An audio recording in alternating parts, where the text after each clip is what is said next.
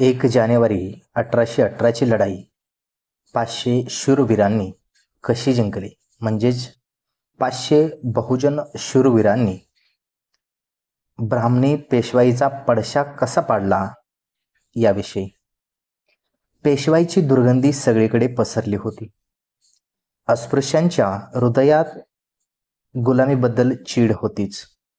पेशव्यांनी अस्पृश्यांच्या गळ्यात मडके व झाडू बांधला. त्याच अस्पृश्यांनी पेशवाई बुडवली हे जगातील सर्वात अद्भुत आणि प्रेरणादायी युद्ध होय.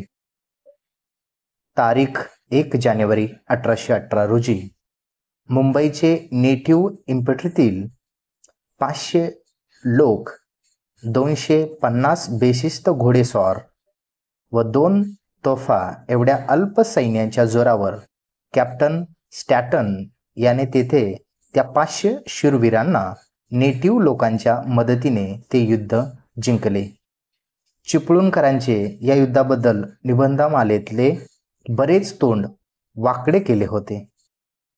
1 जानेवारी 1818ला जे लोक जगातील सर्वात मोठे युद्ध झाले त्याबाबत रिया सत्कार देसाई सुद्धा अधिक लिहित नाही. पेशव्यांचा पाडाव ज्या लोकांनी केला त्यावर लिहिणे म्हणजे पेशव्यांच्या इब्रतीसच चव्हाट्यावर आणणे होय. इंग्रजांनीही त्यावर विस्तृत असे लिहिले नाही. विशेष म्हणजे 500 लोकांबाबत जाणीवपूर्वक लिहिण्याचे टाळले. बाजीराव हा मुळातच पाताळ यंत्रे होता. त्याच्या जवळच्या माणसांना इंग्रजांनी हेर ठेवल्यामुळे खरी माहिती ही इंग्रजांना मिळत होती. लॉर्ड होस्टिंगच्या खाजगी रोजनिशीत अशी नोंद आढळते की बाजीराव गुप्तपणे इंग्रजांच्या विरोधात योजना बनवित होता. त्यासाठी त्याने ब्रह्मदेशाच्या बादशहाकडूनही सहाय्य पेशव्याने मिळवले होते.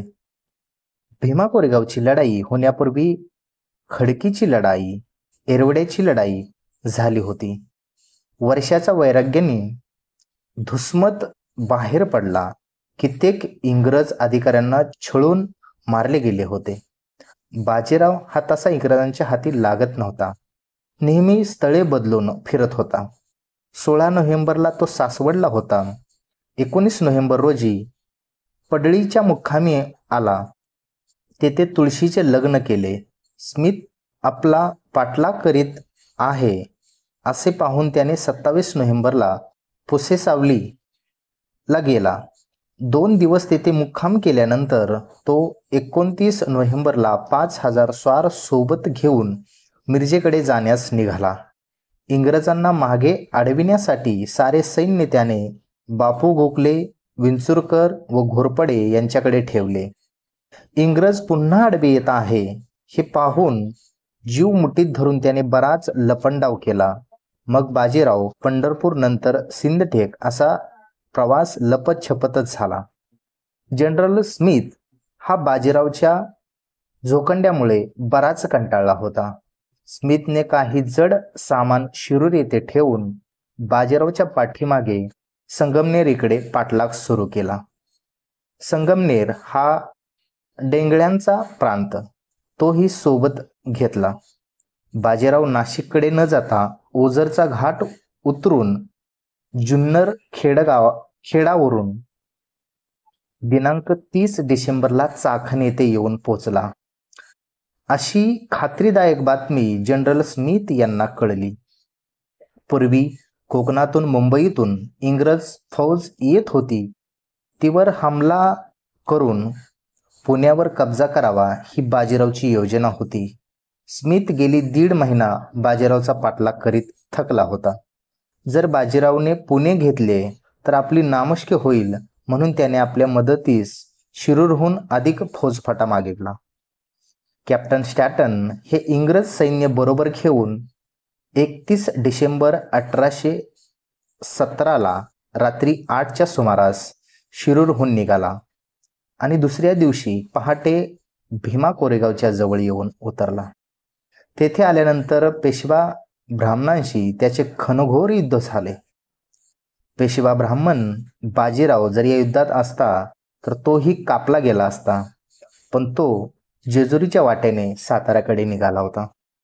कॅप्टन स्टॅटन व त्यांच्या 500 शूरवीर सैनिकांनी पेशव्या सैनिकांचा भीमा कोरेगावला तिन्ही बाजूने वेढले होते आणि भीमा कोरेगावच्या नदीपर्यंत जाण्याचे संपूर्ण मार्ग बंद केले होते. त्या 500 सैनिकांमध्ये हजारो वर्षाची चीड होती. ब्राह्मणी मनूच्या वारसांना हरविण्याची जिद्द होती.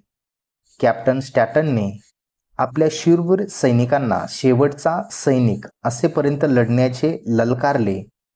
प्रतिकूल परिस्थितीतही ते 500 शूर सैनिक खचले नाहीत. त्यांनी निर्भयता, बहादुरी व स्वाभिमान यांचा परिचय करून दिला. दिवसा लढाई चालली तोपर्यंत दिलासा होता, पण सूर्यास्त झाल्याने कॅप्टन स्टॅटन खचला. पोटात अन्न नसताना तहानेने व्याकुळ झालेल्या व चालून चालून थकून गेलेल्या त्या 500 नागवंशीय सैनिकांना कॅप्टन स्टॅटनने हताश होऊन परत जाण्याचा सल्ला दिला. पण ते पेशव्यांच्या विरोधात माघार घ्यायला तयार नव्हते. 1 जानेवारी 1818च्या रात्री अधिक संख्येने असलेल्या पेशव्यांच्या सैन्यास ती निडर व धाडशी 500 सैनिकांची फौज पुन्हा जोमाने लढली आणि पेशव्यांच्या सैन्यांचा धुवाधावा केला.